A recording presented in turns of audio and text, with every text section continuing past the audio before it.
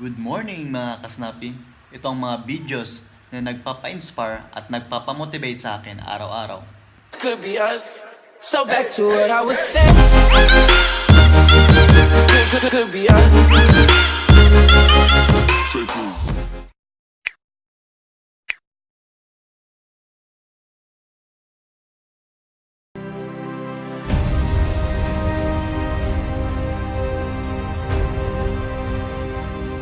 The following are true stories. May 26, 2003, Aaron Ralston was hiking. A boulder fell on his right hand. He waited 4 days. Then he amputated his own arm with a pocket knife. On New Year's Eve, a woman who was bungee jumping in Zimbabwe, the cord broke. She then fell into a river and had to swim back to land in crocodile-infested waters with a broken collarbone. Claire Champlin was smashed in the face by a 5-pound watermelon being propelled by a slingshot. Matthew Brobus was hit by a javelin. David Striegel was punched in the mouth by a kangaroo. The most amazing part of these stories is when asked about the experience, they all smiled, shrugged, and said, I guess things could have been worse. So go ahead. Tell me that you're having a bad day. Tell me about the traffic.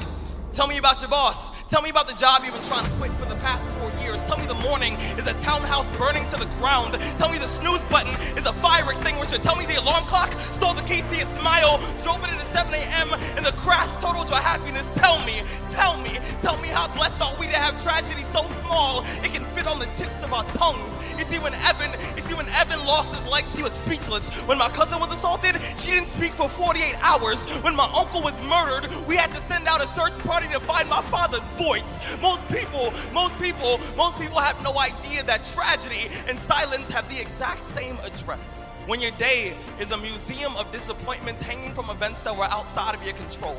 When you find yourself flailing in an ocean of why is this happening to me? When it feels like your guardian angel put in his 2-week notice 2 months ago and just decided not to tell you. When it feels like God is a babysitter that's always on the phone. When you get punched in the esophagus by a fistful of life. Remember that every year 2 million people die of dehydration. So it doesn't matter if the glass is half full or half empty. There's water in the cup. Drink that shit and stop complaining. You see, Muscle is created by repeatedly lifting things that have been designed to weigh us down. So when your shoulders feel heavy, stand up straight, lift your chin. Hell, call it exercise. Remember that life is a gym membership with a really complicated cancellation policy. Remember that you will survive. Remember, things could be worse. Remember, we are never, ever given anything that we can't handle. When the world crumbles around you, you have to look at the wreckage and then build a new one out of all the pieces that are still here. Remember, you are still here. The human heart beats approximately 4,000 times per hour, and each pulse, each throb, each palpitation is a trophy engraved with the words, you are still alive. You are still alive. Act like it.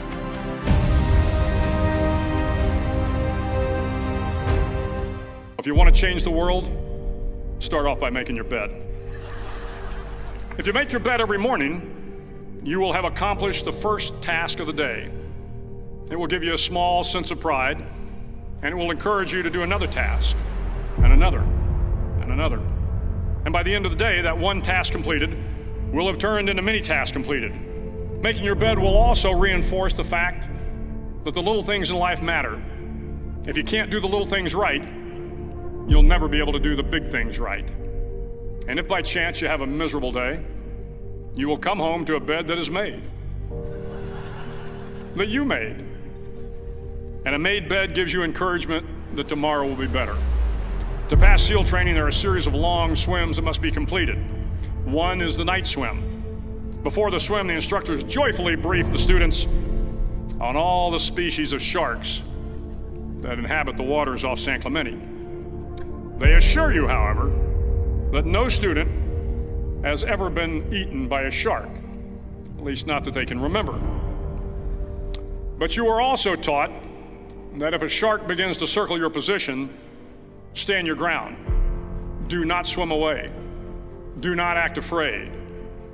And if the shark, hungry for a midnight snack, darts towards you, then summons up all your strength and punch him in the snout, and he will turn and swim away. There are a lot of sharks in the world. If you hope to complete the swim, you will have to deal with them. So if you want to change the world, don't back down from the sharks. Over a few weeks of difficult training, my SEAL class, which started with 150 men, was down to just 42. There were now 6 boat crews of 7 men each. I was in the boat with the tall guys, but the best boat crew we had was made up of the little guys, the Munchkin crew, we called them. No one was over 5'5". The Munchkin boat crew had 1 American Indian, 1 African American, 1 Polish American, 1 Greek American, 1 Italian American, and 2 tough kids from the Midwest. They out-paddled, outran, and outswam all the other boat crews. The big men in the other boat crews would always make good-natured fun of the tiny little flippers the Munchkins put on their tiny little feet prior to every swim. But somehow these little guys from every corner of the nation and the world always had the last laugh, swimming faster than everyone and reaching the shore long before the rest of us. SEAL training was a great equalizer. Nothing mattered but your will to succeed, not your color, not your ethnic background, not your education, not your social status. If you want to change the world, measure a person by the size of their heart, not by the size of their flippers. The 9th week of training is referred to as Hell Week. It is 6 days of no sleep, constant physical and mental harassment, and 1 special day at the Mud Flats. The Mud Flats are an area between San Diego and Tijuana where the water runs off and creates the Tijuana Sloughs, a swampy patch of terrain where the mud will engulf you. It is on Wednesday of Hell Week that you paddle down to the Mud Flats and spend the next 15 hours trying to survive the freezing cold, the howling wind, and the incessant pressure to quit from the instructors. As the sun began to set that Wednesday evening, my training class, having committed some egregious infraction of the rules, was ordered into the mud. The mud consumed each man till there was nothing visible but our heads. The instructors told us we could leave the mud if only 5 men would quit. Only 5 men, just 5 men, and we could get out of the oppressive cold. Looking around the mud flat, it was apparent that some students were about to give up. It was still over 8 hours till the sun came up. 8 more hours of bone-chilling cold. The chattering teeth and the shivering moans of the trainees were so loud, it was hard to hear anything. And then one voice began to echo through the night. One voice raised in song.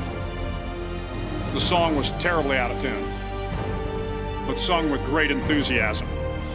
One voice became 2, and 2 became 3, and before long, everyone in the class was singing. The instructors threatened us with more time in the mud if we kept up the singing, but the singing persisted, and somehow the mud seemed a little warmer, and the wind a little tamer, and the dawn not so far away. If I have learned anything in my time traveling the world, it is the power of hope. The power of one person, a Washington, a Lincoln, King, Mandela, and even a young girl from Pakistan, Malala. One person can change the world by giving people hope. So if you want to change the world, start each day with a task completed. Find someone to help you through life. Respect everyone.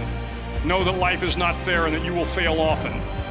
But if you take some risks, step up when the times are the toughest, face down the bullies, lift up the downtrodden, and never ever give up. If you do these things, the next generation and the generations that follow will live in a world far better than the one we have today. And what started here will indeed have changed the world for the better.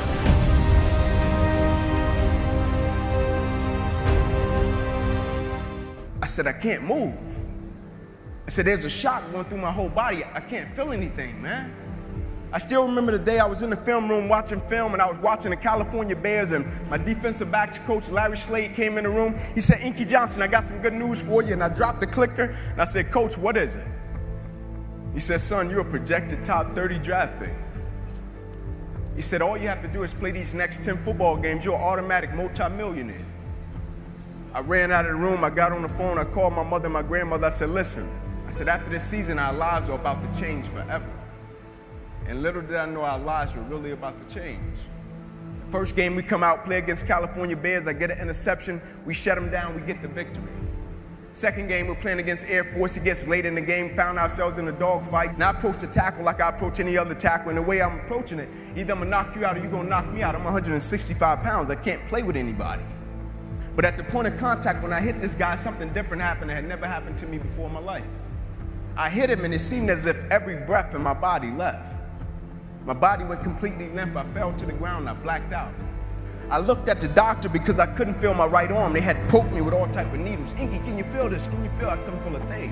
They took me back, they ran the CAT scans, and they rolled me back into my room, and I'll never forget it. All in about a 15-second time frame, I was lying there in my bed. My father, he went to take a step in, and he looked at me, and he said, "Son, I can't do it." And he walked out. My mother, she came in, she was running. She kissed me on my forehead. She said a prayer. She said, "Ink, everything is going to be okay." And she ran out. And as soon as my mother stepped outside of the room, the doctor rushed in from the opposite side and he said, "Hey, get in here. We got to rush this guy back to emergency surgery. He's about to die." I said, "What?" I said, "My mom just told me everything is going to be okay." He said, "Son, what happened? You have busted up subclavian artery in your chest. You're bleeding internally. Have to rush you back and take the main vein out of your left leg and plug it into your chest in order to save your life." And when I woke up from recovery, the same doctor was standing over me. He said, "Inky, I have some good news and some bad news for you." I said, "You got some bad news for me?" After telling him I was about to die, I'm still alive. How bad can it get? I'm still here. He said, "The good news is, son, we saved your life." I said, "Thank you, sir." He said, "The bad news is you have nerve damage in your right shoulder. You probably can never play the game of football again in your life." I said, "Doc, no disrespect, man, but I'm 8 games away. I've been working for this ever since I was 7 years old, Doc. There's no way. God, not now, God. Like, let me make it to the NFL so I can help my family first. Like, we miss meals." I said, "There's no way. I never cheated. I never cheated myself. I gave everything I had to it, and I respected it. I never cheated. There's no way that my career can be over." I said, "Send me up to the Mayo Clinic." And after several visits, I'll never forget, this is when reality set in. It was me, my mother, my father in the room, and the doctors came in. They said, "Inky Johnson, here's the deal." They said, "Son, we hate to tell you, but your arm, it would never be the same again. Your hand, it would never be the same again. Son, you can never play the game of football again." They said, "Son, here are your surgery options. We could take a muscle out of the back of your left leg, plug it into your right arm, but there's a possibility that you'll be left with a weak left leg and a weak right arm the rest of your life. Or we could take a nerve out of your left arm, reroute it up to your chest, down into your right arm, but there's a possibility that you'll be left with 2 weak arms the rest of your life. Or we could take a nerve out of your left rib, reroute it up to your chest, down into your right arm, but there's a possibility that you'll be left with a breathing problem and a weak right arm the rest of your life. By the way, tell us what you want to do in the morning." And the next morning I walked into the doctor's office. They said, "Son, what option did you choose?" I said, "No disrespect to you, Doc. I'm not choosing an option. My situation is out of your hands." I said, "No disrespect to you, Doc. Cut me where you got to cut me." I said, "I know I will come out of this situation okay." As I stand right here on this stage before you today, they cut me 6 times down my left thigh. They cut me 2 times across my right rib. They cut me 2 times across my right pec. They cut me 1 time across the left side of my neck, 1 time across the right side of my neck. They cut me from the bottom of my armpit all the way down to the bottom of my hand. And after they got through cutting on me, they said, "Son, you're going to be in this hospital for the next 40 days. I walked out of the hospital on the 3rd day. They said, "You broke a record. How did you do it?" And I said, "First and foremost, the thing I want y'all to understand, I will never let a circumstance or a situation define my life.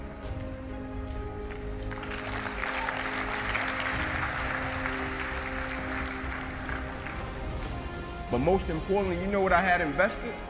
I had sweat equity. I had been working my whole life. And what I didn't understand, by being determined to chase something, by being committed to it, and what commitment is staying true to what you said you were going to do long after the mood that you have set it in has left. You see, people think commitment is saying, "Yes, I'll do it on the days when it feels good." But I have been committed to everything that I ever started in my life, and I never stopped and I never quit it. And so by being committed to everything that I started, I finished it. It built a certain type of spirit. It built a certain type of mentality. It built a certain type of individual. And so now I couldn't quit even if I wanted to. I couldn't lay in the bed even if I wanted to. I couldn't stop even if I wanted to. I had too much sweat equity in my life and everything that I was doing. I understood the process is more important than the product. It wasn't about the outcome for me. Whether I made it to the NFL or not, that was inconsequential in God's plan for my life. But I was going to fall in love with that process because I understood by falling in love with that process, it was going to turn me into a machine. A lot of people need a little extra money to get motivated. A lot of people need, whatever the case may be, a little bonus to get motivated. I don't need anything but breath in my body and life. And every day I wake up, I understand I got 2 children depending on me. I understand I got a wife depending on me. I understand I got a world that needs me. The reason I go at life with the passion and the zeal that I go at it with is because I understand every day of my life is somebody in the world that is dependent on me. It may not be you, and if it's just about you, you're in trouble, because I'm telling you, you're gonna hit something in life that's a lot tougher than you, and it's gonna test your will and it's gonna test your heart. And if it's just about you and if it's just about the product, it will crush you. Every day I get up, I understand it's somebody in the free world that's looking at me to see if I'm gonna keep going, and so I can't quit. And so I went back to school the next week after they had just saved my life. I was back in class. I had to learn how to write all over again. Had to learn how to walk all over again. Had to learn how to tie my shoe all over again. Had to learn how to bathe all over again. Had to learn how to live life all over again. Never one time did I say, let me go home, I need a break. You see, the thing we have to understand about everything that we're a part of, first and foremost, it's a blessing by God. And when it's a blessing, you can't help but to give everything you got to it. My life got saved. I got spared my life. I almost died. The doctor came to me on the field. He was on one knee and he grabbed my wrist and he said, son, you don't have a pulse. I don't even know how you're still living. The thing about it, my wound, like you can see this. You can see my arm. My wound is visible. But it's a lot of people in this room that are wounded and you can't see it. And it's internal. And so the opportunities that we pass up to be a blessing to other people, we can save their life with just one encounter. In my last doctor visit, they came to me and they said, sorry, Inky Johnson, you will never be able to use this arm or hand again in your life. I said, no disrespect to you, doc, but I will use this arm and this hand every day for the rest of my life by the way that I live my life. Every day, I'm going to impact someone's life. Every day, I'm going to empower someone. Every day, I'm going to inspire someone. Every day, I'm going to encourage someone.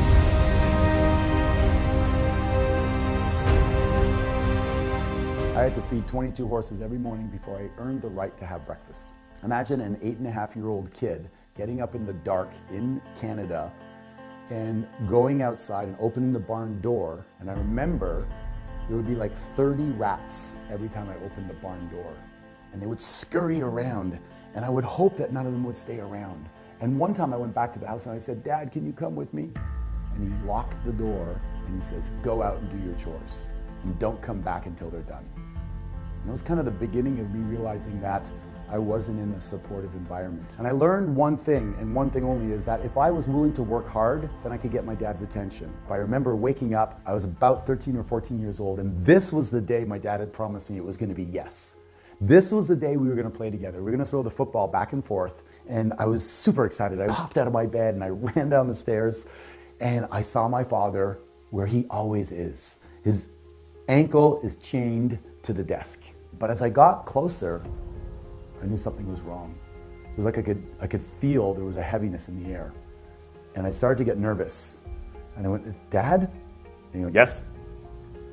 I went, you ready to go play?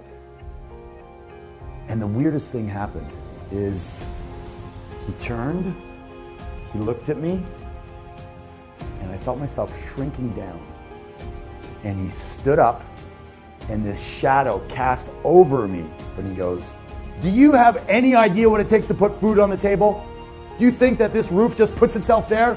Money doesn't grow on trees, you know. One day you're gonna have to work hard for money. Now get out and play on your own before I put you to work.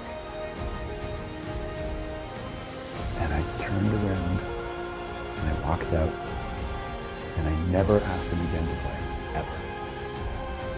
I don't have one memory of playing with my dad. Not one. The only way I connected with him was when he was working around the house doing a chore. I'd say, Dad, can I help you? I'd hand him the nails, or I'd hold the measuring tape. It was the only way. Never once. He never came to my hockey games. He dropped me off in the car and stayed in the car. While all the other parents were tying their skates, I was there alone. I would try to score as many goals as I could so I could go in and tell him that I scored the winning goals. So he'd want to come and look, but he never did. I remember winning honors in school for academic achievement, looking out in the crowd, hoping to see my dad, but he was never there. So the only solace I had was to work hard. So I doubled down on that and I worked hard. And I'd call them out to look at the task being done, and invariably it was never good enough. So I doubled down again and worked harder. It didn't feel good at the time, but in life what you do, if you do what is easy, life will be difficult. But if you do what is difficult, life will be easy. I got the difficult part out front and I got really good at it. By the time I was 14, I saved up enough money to get a scooter. By the time I was 16, I had my first car. By the time I was 17, I thought, you know what? I'm out of here. This sucks. I mean, I could go out and make 4 times the amount of money living on my own, even if I have to pay rent. I don't care. So I moved out. I drove a taxi. I did carpentry. I cut lawns. I washed windows. I did anything that was hard work because that's all I knew. And then my life changed.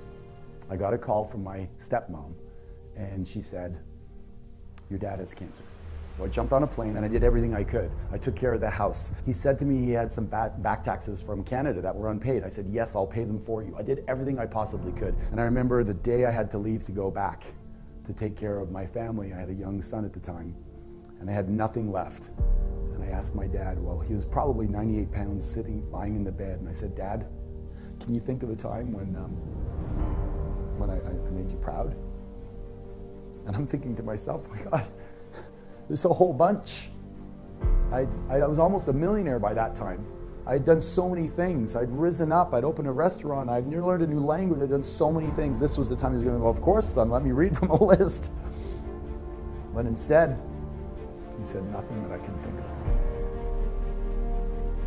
And I don't know if it broke my spirit or if I thought I had hit rock bottom, I hit another layer. But when I got back home, actually, I was fired from my job. My marriage had fallen apart. I had no money left that I'd paid to support him, so I got evicted from my apartment and I moved back with my mom at the age of 30. So there I am, 30 years old, working 16 hours a day for 20 years, and I have absolutely nothing to show for it, except maybe a skill set on how to work hard. But I tell you what, when you're down there and you think there's nothing left, it's the foundation to grow from. I thought, what am I going to do now? And some little bird mentioned real estate, so I thought I'd get into real estate. I got into real estate, and that's when I met my first mentor that transformed my life. I was in my office one night really late, and I was having a conversation with my mentor, and he walks in and he leans against the door and he goes, "You're still here?" And I said, "Yeah." And he goes, "You really have a great work ethic." And I went, "You talking to me?" He goes, "Yeah, I'm talking to you." He goes, "You're awesome." I'm like, "Are you still talking to me?" It's like I never had anybody tell me that they believed in me. My father certainly was always, "You could do better, you could do better, you could do better." Yeah, it drove me, but it didn't make me feel confident. And I doubted it at first. And we started to talk. And he goes, "Oh, so you've labeled yourself stupid as a loser and a skinny little kid." He goes, "How do you feel about that?" And I said, "I still feel that way." He says, "You're 30 years old." I go, "Yeah, I know, but I still felt that way inside." He says, "Okay, we're gonna change that. Who's an idol that you have?" I said, "Well, one of my favorite is like Clint Eastwood. He's like rugged. I'm kind of rugged. I feel rugged." He goes, "Perfect. How does that feel when you say that?" I said, "That feels pretty good." He goes, "That's it. I want you to say that 1,000 times. 1,000 times every day, or more if you want. Loser out, ruggedly handsome in." So now what we're gonna do is we're gonna reprogram your brain. Your brain is like software. We're just gonna reprogram it. I said, "How do I do that?" He goes, "Just every time you have a chance, say, 'I'm ruggedly handsome, I'm ruggedly handsome.'" He said, "The words that follow I am follow you. You just didn't know it. You had shitty programming. But now we're gonna change that and change that forever." And I remember driving home, I was so excited. I was so excited because I could change my program. I didn't know it. I thought I was stuck that way my whole life. And all I had to do was have the energy to put it into changing the way I see myself. And I just said it over. I remember screaming in the car, "I'm ruggedly handsome, ruggedly handsome, ruggedly handsome." I'd get up in the morning, I'd say it over and over and over again. I'd say it as much as I possibly could. And then spontaneously one morning, I was in the shower and I said, "I'm the greatest real estate agent in my area. I'm the greatest real estate agent in my area." And I went from one sale in my first year to in a few years, 100 sales. I broke every record there was. And then I bought the freaking company. Went from farm boy to financially free. I became resourceful. I became capable of doing things I didn't know I was going to do. The most powerful force in the human psyche is how we describe ourselves to ourselves. Who's giving you labels? You're too short, you're too tall, you're quiet, you're introverted. And you take on those labels and you wear them like they're your persona. And then you live into them, like a role that you were given in life. You can rewrite that. You can make it whatever you want. Insert it and then program it. I am. You are what? Gifted, guided, grateful, powerful, passionate, playful. sexy, sensual, sensitive, and blessed. What are you? Today is the first day of the rest of your life, and you get to redefine yourself. So who are you? And who do you want to be? The words that follow I am follow you.